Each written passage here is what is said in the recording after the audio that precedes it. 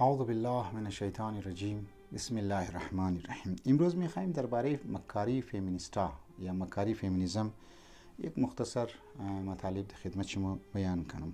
فمینیزم برابری زن و مرد را و حقوقش را رایتس را نعرهش یا سلوگانش کسته میزنه. البته فمینیزم کی به وجود آمد؟ اوایل موج اول اینها چی میخواستند، موج دوم، موج سوم او رو ما انشالله بیان منیم. از پیشم یک دو ویدیو درباره فمینیزم جور کردم.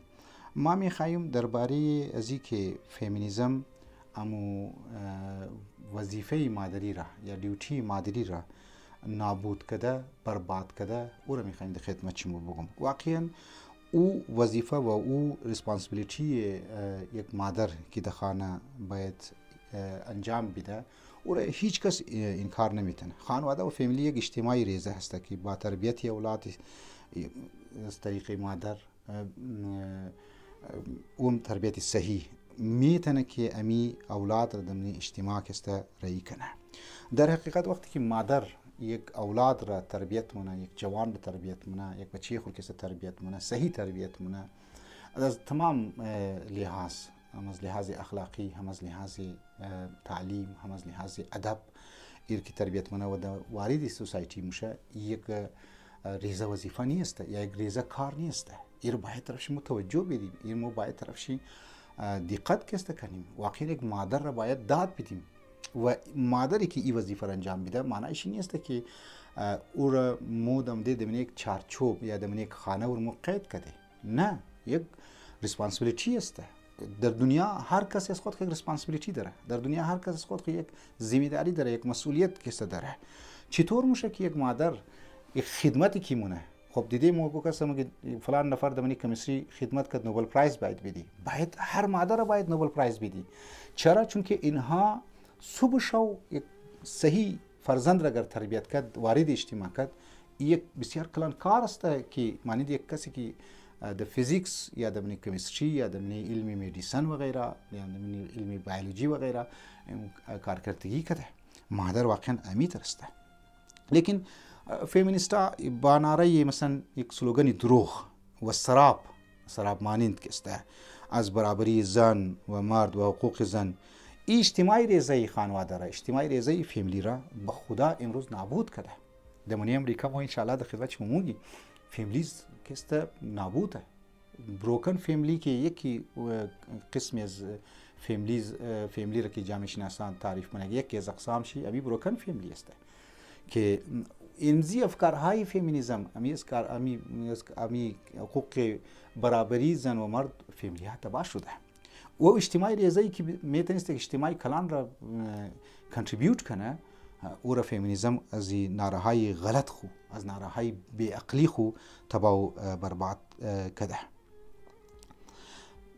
از اون لبه توجه نداره که طبیعت زن و طبیعت مرد فرق داره. زنها که وارد اجتماع میشه و مثلا که اسلام البته مخالف ازی نیست که زنها مثلا وارد اجتماع شونه یا من اجتماع باید کنتریبیوت داشته باشه یا اکتیویتی داشته باشه، لیکن سوالی است که حد و حدود و مقدار اما اکتیویتی زن در اجتماع چقدر باید باشه. واقعا اگر یک زن او وظیفه مادری خورا ایله بیده، وظیفه خانگی را ایله بیده، باید وارد اجتماع شونه بچه کی تربیت کنه؟ اگر خانواده از هم پاشید، اگر از خانواده از بین رفت، خب اجتماع به وجود نما اجتماعی کلان. خب امی ریزه خانواده ها یا فامیلیز است، یک اجتماعی ریزه است که یک اجتماعی کلان را در وجود میره. واقعا ما ایر باید معین کنی که حد و حدودی اما اکتیویتی زن که است چی هسته. زن از فضای محبت آمیز خانواده واقعا امروز محروم شده. امروز هم ده یک آماجگاه مردها جور شده، او هوس مردها کسته جور شده. او مردهای شهوتران و هم مردهای هوس پرست. زنها نعره بظاهر خوبصورت و از فریبکارانه فمینیستار کسته خورد خانواده های خود کسته ترک کرد. امروز کلونه جور شده برای مردها.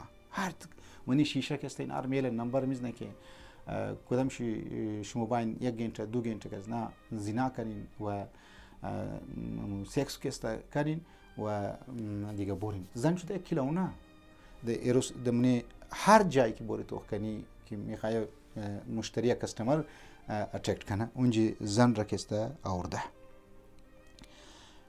لیکن واقعا مو باید تو کنی گراوند ریلیتی نشون میده که زنها امروز همو حقوق اصلی خود از دست داده.